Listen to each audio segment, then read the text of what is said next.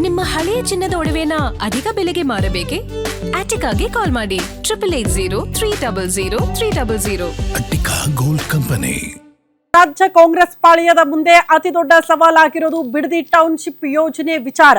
ಕಾರಣ ಯೋಜನೆಯನ್ನ ಕೈಗೆತ್ತಿಕೊಂಡಿರುವ ಸರ್ಕಾರಕ್ಕೆ ಆರಂಭಿಕ ವಿಘ್ನ, ರೈತರ ಒಪ್ಪಿಗೆ ಇಲ್ಲ, ವಿರೋಧ, ಪಾದಯಾತ್ರೆ, ಹೋರಾಟ, ಪ್ರತಿಭಟನೆ. ಇದರ ಮಧ್ಯದಲ್ಲಿ ಸರ್ವೆ ಮಾಡ್ತೀವಿ ಅಂತ ಹೋದಂತ ಅಧಿಕಾರಿಗಳಿಗೆ ಪೊರಕೆ ಸೇವೆ ಮಾಡಿಬಿಟ್ರು ರೈತ ಮಹಿಳೆಯರು. ಇದರಿಂದ ಅತಿ ದೊಡ್ಡ ಹಿನ್ನಡೆ ರಾಜ್ಯ ಕಾಂಗ್ರೆಸ್ಗೆ. ಆದ್ರೆ ಇದನ್ನ ಒಪ್ಪಿಕೊಂಡು ಯೋಜನೆಯನ್ನ ಕೈ ಬಿಡುತ್ತಾ ಕಾಂಗ್ರೆಸ್ ಸರ್ಕಾರ, ಅಥವಾ ಇಲ್ಲ ಮಾಡೇ ತೀರ್ತೀವಿ ಅಂತ ಮುಂದಾಗ್ತಾರ ಅನ್ನೋದು ಪ್ರಶ್ನೆ. ಅಧಿಕಾರಿಗಳ ಮೇಲೆ ಯಾರೆಲ್ಲ ಹಲ್ಲೆ ಮಾಡಿದ್ರಲ್ಲ ನಿನ್ನೆ, ಅವರ ವಿರುದ್ಧ ಕೇಸ್ ದಾಖಲಾಗಿದೆ. ಸರ್ವೆಗೆ ಬಂದಿದ್ದ ಅಧಿಕಾರಿಗಳಿಗೆ ಪೊರಕೆ ಇಟ್ಕೊಟ್ಟಿದ್ರು ರೈತರು. ಅವರ ವಿರುದ್ಧ ಈಗ FIR ದಾಖಲಿಸಿದ್ದಾರಂತೆ ಪೊಲೀಸರು. ಅಧಿಕಾರಿಗಳನ್ನ ಅಟ್ಟಾಡಿಸಿ ಹಲ್ಲೆ ಮಾಡಿದವರ ವಿರುದ್ಧ FIR ದಾಖಲಾಗಿದೆ. ಕರ್ತವ್ಯಕ್ಕೆ ಅಡ್ಡಿಪಡಿಸಿರುವ ಹಿನ್ನೆಲೆಯಲ್ಲಿ ಹಲ್ಲೆ ಮಾಡಿದ ರೈತರ ವಿರುದ್ಧ ಬಿಡದಿ ಠಾಣೆಯಲ್ಲಿ ಪ್ರಕರಣ ದಾಖಲಾಗಿದ್ದು, ಅದರ ಅನ್ವಯ FIR ದಾಖಲಾಗಿದೆ. ಅಧಿಕಾರಿಗಳ ಕರ್ತವ್ಯಕ್ಕೆ ಅಡ್ಡಿಪಡಿಸಿದ್ದಾರೆ ಅನ್ನೋ ಕಾರಣಕ್ಕೆ ಪ್ರಕರಣವನ್ನ ದಾಖಲಿಸಿಕೊಂಡಿದ್ದಾರೆ ಪೊಲೀಸರು. ಗಲಾಟೆ ಮಾಡಿರುವ ರೈತರ ಮೇಲೆ 2 ಪ್ರತ್ಯೇಕ FIR ದಾಖಲಾಗಿದೆ ಅನ್ನೋದರ ಡೀಟೇಲ್ ಸಿಗ್ತಾ ಇದೆ. ನಿನ್ನೆ ಸರ್ವೆ ಮಾಡ್ತೀವಿ ಅಂತ ಹೋದ್ರು, ರೈತರ ವಿರೋಧ ಇತ್ತು, ಹೋರಾಟ ಇತ್ತು, ಪ್ರತಿಭಟನೆಗಳಾಗ್ತಾ ಇತ್ತು. ಇದರ ಮಧ್ಯದಲ್ಲಿ ಬೇಕಿತ್ತ ಅಧಿಕಾರಿಗಳು ಸರ್ವೆ ಮಾಡೋದು ಅನ್ನೋದು ಪ್ರಶ್ನೆ ಆಗಿತ್ತು. ಸೊ ಸರ್ವೆ ಮಾಡೋದಕ್ಕೆ ಹೋದವರಿಗೆ ಸಹಕಾರ ಕೊಡಬೇಕಾದಂತ ರೈತರು ಇಲ್ಲ ನಮ್ಮ ಒಪ್ಪಿಗೆ ಇಲ್ಲದೆ ಸರ್ವೆ ಹೆಂಗ್ ಮಾಡಕ್ ಬಂದ್ರಿ ನೀವು, ರೈತರ ಭೂಮಿಯನ್ನ ಕಸಿಯೋ ಪ್ರಯತ್ನ ಆಗ್ತಾ ಇದೆ ಅಂತ ರೊಚ್ಚಿಗೆದ್ದಂತಹ ರೈತರು ನಿನ್ನೆ ಅಧಿಕಾರಿಗಳನ್ನ ಹಿಂಬಾಲಿಸ್ಕೊಂಡು ಹೋಗಿ ಹೊಡೆಯೋ ಪ್ರಯತ್ನ ಮಾಡಿದ್ರು. ಮಹಿಳೆಯರು ಪೊರಕೆ ಸೇವೆ ಮಾಡಿದ್ರು. ಕಾರಿನ ಮೇಲೆ ಅಟ್ಯಾಕ್ ಆಯ್ತು. ದೊಡ್ಡ ಮಟ್ಟದ ಹೈಡ್ರಾಮಾ ಆಯ್ತು. ಪೊಲೀಸರ ಮಧ್ಯಪ್ರವೇಶ ಆದಾಗ್ಯೂ ಕೂಡ ಪರಿಸ್ಥಿತಿ ಕೈ ಮೀರಿ ಹೋಗಿತ್ತು ಸ್ಥಳದಲ್ಲಿ ಅಂತ. ಇವತ್ತು ಕೂಡ ಮುಂದುವರಿಯುತ್ತಾ ಸರ್ವೆ ಕಾರ್ಯ. ಇಷ್ಟೆಲ್ಲ ಆದ ಬಳಿಕ ಕೂಡ ನಿನ್ನೆ ಅಧಿಕಾರಿಗಳಿಗೆ ಪೊರಕೆ ಏಟ್ಕೊಟ್ಟಿದ್ರು ರೈತರು. ಆದ್ರೂ ಕೂಡ ಇವತ್ತು ಸರ್ವೆ ಮತ್ತೆ ಮುಂದುವರಿಸ್ತಾರ ರೈತರು ಅನ್ನೋದು ಪ್ರಶ್ನೆ ಇದೆ. ಸರ್ವೆ ಮಾಡೋದಕ್ಕೆ ಬಂದಿದ್ದ ಅಧಿಕಾರಿಗಳ ಮೇಲೆ ಹಲ್ಲೆ ಆಗಿತ್ತು. ಮತ್ತೆ ಇವತ್ತು ಸರ್ವೆ ಮಾಡೋದಕ್ಕೆ ಹೋದಾಗ ರೈತರ ಸಹಕಾರ ಸಿಗುತ್ತೆ ಅಂತ ಹೇಳಕ್ಕಾಗತ್ತಾ? ಅಧಿಕಾರಿಗಳ ಕಾರಿನ ಮೇಲೂ ಕೂಡ ದಾಳಿ ಮಾಡಿಬಿಟ್ಟಿದ್ರು ರೈತರು. ಭೂಮಿ ಕೊಡೋದಕ್ಕೆ ಒಪ್ಪದ ರೈತರಿಂದ ಸರ್ವೆಗೆ ತೀವ್ರ ವಿರೋಧ ವ್ಯಕ್ತವಾಗ್ತಾ ಇದೆ. ಇದರ ಮಧ್ಯದಲ್ಲಿ ಸರ್ವೆ ಮಾಡೋದು ಸ್ವಲ್ಪ ಕಷ್ಟ. ಆದ್ರೆ ಪೊಲೀಸರ ಭದ್ರತೆಯ ಮಧ್ಯದಲ್ಲಿ ಸರ್ವೆ ಮಾಡೋದಕ್ಕೆ ಮುಂದಾಗಬಹುದು ಅಂತ ಹೇಳಲಾಗ್ತಾ ಇದೆ. ಸೊ ರೈತರ ಆಕ್ರೋಶ ಇರೋದ್ರಿಂದ, ಪ್ರತಿಭಟನೆಗಳಾಗ್ತಾ ಇರೋದ್ರಿಂದ, ನಿನ್ನೆ ಇಷ್ಟೆಲ್ಲ ಸಮಸ್ಯೆ ಆಗಿರೋದ್ರಿಂದ ಇವತ್ತು ಅತಿ ಹೆಚ್ಚಿನ ಪೊಲೀಸರನ್ನ ಸ್ಥಳದಲ್ಲಿ ನಿಯೋಜನೆ ಮಾಡಿ ಅವರ ಭದ್ರತೆಯ ಮಧ್ಯದಲ್ಲಿ ಸರ್ವೆ ಮಾಡುವ ನಿರ್ಧಾರಕ್ಕೆ ಅಧಿಕಾರಿಗಳು ಬಂದಿದ್ದಾರಾ? ಪೊಲೀಸರು ಬಂದ್ರು, ಅಧಿಕಾರಿಗಳು ಬಂದ್ರು, ರೈತರು ಬಿಡ್ತಾರಾ ಅಲ್ಲಿ ಸ್ಥಳಕ್ಕೆ ಬರೋದಕ್ಕೆ ಅನ್ನೋದು ಪ್ರಶ್ನೆ ಇದೆ. ಗೊತ್ತಿಲ್ಲ ಇವತ್ತು ಹೆಂಗಿರುತ್ತೆ ಅಲ್ಲಿ ಪರಿಸ್ಥಿತಿ ಅಂತ.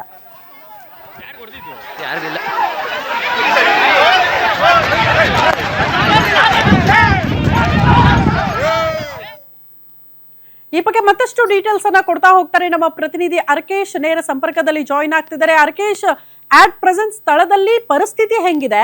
ಇಷ್ಟೆಲ್ಲ ವಿರೋಧ, ನಿನ್ನೆ ಇಷ್ಟೆಲ್ಲ ಹೈಡ್ರಾಮಾ ಆಗಿ ರೈತರ ಆಕ್ರೋಶದ ಕಟ್ಟೆ ಒಡೆದಿದ್ರು ಕೂಡ ಇದರ ಮಧ್ಯದಲ್ಲಿ ಮತ್ತೆ ಇವತ್ತು ಸರ್ವೆ ಮಾಡುವ ನಿರ್ಧಾರಕ್ಕೆ ಅಧಿಕಾರಿಗಳು ಬಂದಿದ್ದಾರಾ ಅಂತ. ಸೊ ಏನಾಗಬಹುದು, ಏನ್ ಬೆಳವಣಿಗೆ ಆಗ್ತಾ ಇದೆ, ಪರಿಸ್ಥಿತಿ ಹೆಂಗಿದೆ, ಡೀಟೇಲ್ಸ್ ಅನ್ನ ಕೊಡ್ತಾ ಹೋಗೋದಾದ್ರೆ? ಶ್ರುತಿ, ಖಂಡಿತವಾಗ್ಲೂ ಕೂಡ ಏನು ರೈತರ ತಾಳ್ಮೆ ಕಟ್ಟೆ ಹೊಡೆದ್ರೆ ಏನಾಗುತ್ತೆ ಅನ್ನೋದಕ್ಕೆ ನಿನ್ನೆ ಬಿಡದಿ ಬೈರ್ಮನದಂತಹ ಘಟನೆ ಕೂಡ ಸಾಕ್ಷಿಯಾಗಿರುತ್ತದೆ. ಏನಕ್ಕೆ ಅಂತಂದ್ರೆ ಕಳೆದ 491 ದಿನಗಳಿಂದ ಕೂಡ ರೈತರು ಪ್ರತಿಭಟನೆ ಮಾಡ್ಕೊಂಡ್ಬಿಡ್ತಾರೆ. ಬಿಡದಿ ಗ್ರೇಟರ್ ಬೆಂಗಳೂರು ಅಭಿವೃದ್ಧಿ ವಿಚಾರವಾಗಿ ನಾವು ವಿರೋಧವನ್ನು ವ್ಯಕ್ತಪಡಿಸಿಕೊಂಡೇ ಬರ್ತಿರೋದು. ಇದೇ ನಿನ್ನೆ JMC ಸರ್ವೆಗೆ ಬಂದಂತಹ ಅಧಿಕಾರಿಗಳ ವಿರುದ್ಧ ಏನು ಅಲ್ಲಿದ್ದಂತಹ ರೈತರ ಹಾಗೂ ರೈತ ಮಹಿಳೆಯರು ಹಲ್ಲೆಯನ್ನು ಮಾಡಿರುವುದು, ಕಾರ್ಯಗಳನ್ನು ಜಗ ಮಾಡಿರುವುದು. ಈ ಪ್ರಕರಣಕ್ಕೆ ಸಂಬಂಧಪಟ್ಟಂತೆ ಈಗಾಗಲೇ ಬಿಡದಿ ಪೊಲೀಸ್ ಠಾಣೆಯಲ್ಲಿ 2 ಪ್ರತ್ಯೇಕ ಪ್ರಕರಣಗಳು ಕೂಡ ದಾಖಲಾಗಿರುವುದು. ಅಂದ್ರೆ ಏನು ಹಲ್ಲೆಗೊಳಗಾದಂತಹ ಪೊಲೀಸರು ಕೂಡ ಒಂದು ಪ್ರಕರಣ ದಾಖಲೆ ಮಾಡಿದ್ರೆ, ಏನು ಅಲ್ಲಿದ್ದಂತಹ ಸರ್ವೆಗೆ ಹೋದಂತಹ ಏನು ಅಧಿಕಾರಿಗಳು ಕೂಡ ಒಂದು ಪ್ರಕರಣ ದಾಖಲೆ ಮಾಡಿದ್ರು. ಈ ಪ್ರಕರಣಕ್ಕೆ ಸಂಬಂಧಪಟ್ಟಂತೆ ಈಗಾಗಲೇ 2 FIR ಕೂಡ ಬಿಡದಿ ಪೊಲೀಸ್ ಠಾಣೆ ದಾಖಲಾಗಿರುವುದು. ಈ ನಿಟ್ಟಿನಲ್ಲಿ ನಿನ್ನೆ ಘಟನಾ ಸ್ಥಳಕ್ಕೆ IG ಆಗಿರುವಂತಹ ಗಿರೀಶ್ ಅವರು ಕೂಡ ಭೇಟಿ ನೀಡಿದ್ರು. ಇದೇ ನಿಟ್ಟಿನಲ್ಲಿ ರಾಮನಗರ SP ಶ್ರೀನಿವಾಸ್ ಕೂಡ ಭೇಟಿ ನೀಡಿ ರೈತರ ಮನವೊಲಿಸುವ ಕೆಲಸವನ್ನು ಕೂಡ ಮಾಡಿದ್ರು. ಏನಕ್ಕೆ ಅಂತಂದ್ರೆ, ನೀವು ಏನು ವಿರೋಧ ಮಾಡ್ತಿದ್ದೀರಾ, ನಿಮ್ಮ ಜಾಗಗಳಿಗೆ ಸರ್ವೆಯನ್ನ ಮಾಡ್ಲಿಕ್ಕೆ ಬರಲ್ಲ ಅವರು. ಏನು JMC ಅಧಿಕಾರಿಗಳು ಇದ್ದಾರೆ, ಏನು ಯಾರ ರೈತರು ಪರವಾಗಿದ್ದಾರೆ ಅವರ ಜಾಗವನ್ನ ಮಾತ್ರ ಸರ್ವೆ ಮಾಡ್ತಾರೆ, ಇದಕ್ಕೆ ನೀವು ಒಪ್ಕೊಳ್ಳೇಬೇಕು ಅಂತ ಹೇಳಿದ್ರು. ಆದ್ರೂ ಕೂಡ ರೈತರು ಒಂದಷ್ಟು ಪಟ್ಟಣ ಹಿಡಿದ್ರು. ನಮ್ಗೆ ಇಂಬರವನ್ನ ಕೊಟ್ಬಿಡ್ಲಿ, ಇಂಬರವನ್ನ ಕೊಟ್ಟ ನಂತರ ಯಾರು ಬೇಕಾದ್ರೆ ಎಲ್ಲಿ ಯಾವ ಜಮೀನನ್ನು ಬೇಕಾದ್ರೆ ಸರ್ವೆ ಮಾಡ್ಕೊಳ್ಳಿ ಅಂತ ಕೂಡ ಹೇಳಿದ್ರು. ಆದ್ರೆ ಒಂದಷ್ಟು ವಿಚಾರವಾಗಿ ಏನು ಶ್ರೀನಿವಾಸ್ ಗೌಡರು ಹಾಗೂ ರೈತರ ನಡುವೆ ಒಂದಷ್ಟು ಮಾತ್ರ ಚಕಮಕಿ ಕೂಡ ನಡೀತು. ನಿನ್ನೆ ಜಿಲ್ಲಾಧಿಕಾರಿಗಳ ಜೊತೆ ಶ್ರೀನಿವಾಸ್ ಗೌಡರು ಕೂಡ ಒಂದು ಚರ್ಚೆಯನ್ನು ಮಾಡುವಂಥದ್ದು. ಅಂದ್ರೆ ಕಾನೂನಿನ ಅಡಿಯಲ್ಲಿ ಇಂಬರಹ ಕೊಡ್ಬೇಕು ಅಂತ ಹೇಳಿದ್ರೆ ನಾನು ಏನೋ ಜಿಲ್ಲಾಧಿಕಾರಿ ಜೊತೆ ಮಾತಾಡ್ತೀನಿ ಅಂತ ಕೂಡ ಭರವಸೆ ಕೂಡ ಕೊಟ್ಟಿದ್ರು. ಈ ನಿಟ್ಟಿನಲ್ಲಿ ಇಂದು ಬೆಳಿಗ್ಗೆ ಕೂಡ ಸರ್ವೆ ಕಾರ್ಯ ಆರಂಭವಾಗುತ್ತಾ ಅದು ಕೆಲವೇ ಕ್ಷಣ ತಿಳಿಬೇಕಾಗುತ್ತೆ. ಈಗಾಗಲೇ ಯಾವುದೇ ಅಧಿಕಾರಿಗಳಾಗಲಿ ಕೂಡ ಇನ್ನೂ ಕೂಡ ಸ್ಪಷ್ಟನೆ ಕೊಟ್ಟಿಲ್ಲ. ಇನ್ನು ಇವತ್ತು ಕೂಡ ಸರ್ವೆ ಕಾರ್ಯ ಮಾಡ್ತೀವ ಅಂತ ಸ್ಪಷ್ಟನೆ ಕೂಡ ಕೊಟ್ಟಿಲ್ಲ.